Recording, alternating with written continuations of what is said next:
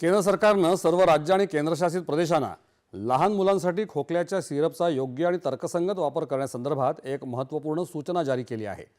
2 वर्षाखालील मुलांना खोकल्याची आणि सर्दीची औषधं लिहून देऊ नयेत किंवा घेऊ देऊ नयेत असे स्पष्ट निर्देश केंद्रीय आरोग्य मंत्रालयाने दिले आहेत। सामान्यपणे 5 वर्षाखालील मुलांनी ही औषधं घेणं योग्य नाही आणि 5 वर्षावरील मुलांसाठी औषधांचा वापर करण्यापूर्वी काळजीपूर्वक उपचारात्मक मूल्यांकन, चाचपणी, जवळून निरीक्षण आणि योग्य मात्रेचं कठोर पालन करणं आवश्यक आहे। तसंच अनेक औषधांचं मिश्रण टाळणं असे निर्देशही केंद्रीय आरोग्य मंत्रालयाने दिले आहेत। मुलांमध्ये खोकल्याचे बहुतांश आजार हे आपोआप बरे होणारे असतात आणि अनेकदा कोणत्याही औषधाशिवाय ते ठीक होतात असं त्यात म्हटलंय। मध्य प्रदेशात खोकल्याच्या सिरपच्या सेवनामुळे लहान मुलांचा मृत्यू झाल्याच्या अलीकडील वृत्तांच्या पार्श्वभूमीवर या सूचना देण्यात आल्या आहेत। देशात लागू झालेल्या सुधारित जीएसटी